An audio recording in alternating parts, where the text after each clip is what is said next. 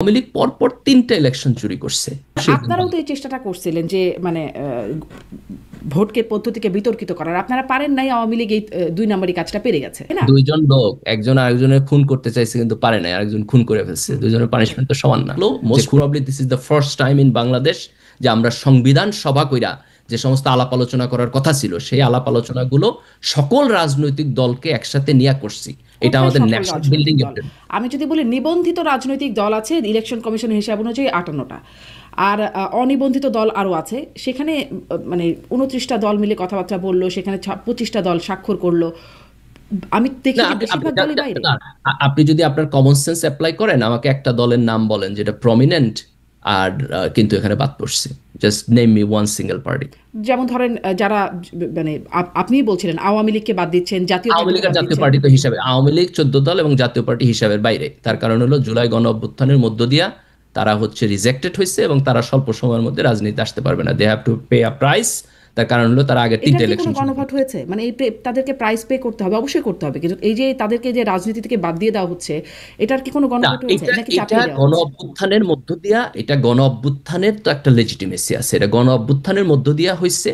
যদি এখানে বড় ধরনের কোশ্চেন উঠে তাহলে আপনি এটারও গণভোটে দিতে পারেন, আই ডোন্ট মাইন্ড। কিন্তু এইটাকে আপনি ধরে নিতে পারেন যে গণ অভ্যুত্থানের মধ্য দিয়া এটার সমাধান হয়ে গেছে। যেমন ধরেন যে শেখ হাসিনার সরকারের পতন হয়েছে, তারা এখানে একটা ফ্যাসিস্ট সিস্টেম ডেভেলপ করছে, সেই ফ্যাসিস্ট সিস্টেমের এগেনস্টে গণ অভ্যুত্থান হয়েছে। তো তাদের ব্যাপারে গণ অভ্যুত্থানের শক্তি একটা ডিসিশন নিতেই পারে। এটাকে যদি আপনি রাজনৈতিক জায়গা থেকে আবার চ্যালেঞ্জ করে গণভোটের প্রশ্ন তুলতে পারেন, তার একাডেমিক মেরিট আছে, প্র্যাকটিক্যাল প্র্যাগমেটিক মেরিট নাই। কিন্তু ধরেন আমি তো মনে করি গণভোটে গেলে প্র্যাকটিক্যাল প্র্যাগমেটিক মেরিট কেন দেখেন না? ধরেন যদি বিষয়টা এভাবে বলি যে আওয়ামী লীগের পতন হয়েছে, তাদের অপকর্ম নানান ছিল, সেইগুলোর কারণে মানুষ বিরক্ত হয়ে তাদের বিরুদ্ধে বিক্ষোভ করেছে। কিন্তু মানে এমনকি অনেক আওয়ামী লীগরা তাদের বিরুদ্ধে মাঠে নেমেছে, ছাত্রলীগের অনেকে ছাত্রলীগ ছেড়ে দিয়ে, দেখেছেন নিশ্চয়ই তখন জাহাঙ্গীরনগর বিশ্ববিদ্যালয়ে ছাত্রলীগ করতো, তারা মারও খেয়েছে ওই সময় ছাত্রলীগ ছেড়ে দিয়ে। একসাথে অনেকে ছাত্রলীগ থেকে পদত্যাগ করেছে। কিন্তু তারা কি চায় যে আওয়ামী লীগ দল হিসেবে নিষিদ্ধ হয়ে যাক, তাদের কার্যক্রম নিষিদ্ধ থাকুক? এখানে এই প্রশ্নটার একটা মেরিট এবং ভ্যালিডিটি থাকতো যদি এটা এরকম হতো যে আওয়ামী লীগ নির্বাচিত হয়ে আসছে, ৫ বছরের মধ্যে তার কাজের কারণে একটা গণবিস্ফোরণ হয়েছে, মানুষ রিয়াকশন করছে এবং তার কারণে তার পতন হয়েছে। এটা যদি হইতো তাহলে আপনার এই কোশ্চেন ভ্যালিড ছিল। কিন্তু আওয়ামী লীগ পরপর ৩টা ইলেকশন চুরি করছে, পুরো গণতন্ত্র থেকে বের হয়ে যায়, একটা ফ্যাসিস্ট সিস্টেম ডেভেলপ করছে, তার এগেনস্ট একটা গণ অভ্যুত্থান হয়েছে। আমাদের খুব ফান্ডামেন্টাল জিনিস, শেখ হাসিনা এখন ইন্ডিয়াতে কেন?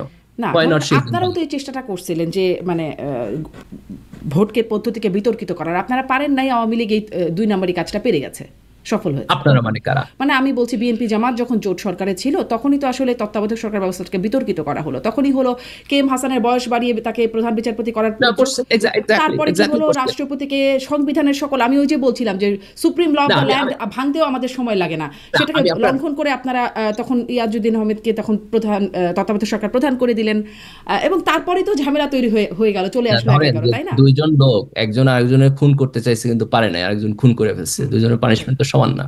যে খুন করে ফেলছে সে তো খুনি, তার তখন পানিশমেন্ট হবে, কাজে আওয়ামী লীগের পানিশমেন্ট হবে। আপনি যদি ইন্টেনশন নিয়ে প্রশ্ন করে বলেন যে বিএনপি এবং জামাতের জোট সরকার ছিল, সো বিএনপি এবং জামাত কম্বাইন্ডলি একটা ফেয়ার ইলেকশনের মধ্য দিয়ে ক্ষমতা হস্তান্তরের ব্যাপারেও খুব বেশি সৎ না, খুব বেশি অনেস্ট না, এটা বলেন, আই এগ্রি উইথ ইউ। তার কনস্টিটিউশন চেঞ্জ করছে, তারা বিচারপতিদের বয়স বাড়াইছে এবং সেটা বাড়ায় তত্ত্বাবধায়ক সরকার ব্যবস্থার সিস্টেমটাকে হ্যাক করতে চাইছে। কাজে এই প্রশ্ন যদি আপনি করেন, আই এগ্রি।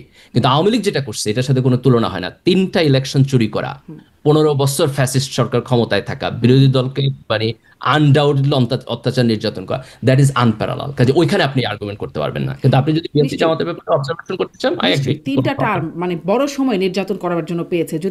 যদি ওই চুরিটা সফল হয়ে যেত, মানে ওই ২ নাম্বারই যেটার কথা বলছিলাম, সেটা যদি সফল হতো তাহলে হয়তো বিএনপি জামাত আরো টার্ম পেত, তারাও এটা করতে পারতো। তখন আওয়ামী লীগ আপনি বলতে পারেন। কিন্তু বিএনপিকে আরেকটা জায়গায় আপনাকে একটা পজিটিভ নোট দিতে হবে, সেটা হলো ৯৬ সালে তারা কিন্তু একটা একতরফা নির্বাচন করছিল বেগম খালেদা জিয়ার নেতৃত্বে, কিন্তু তারপর কিন্তু উনি ক্ষমতায় থাকেন নাই।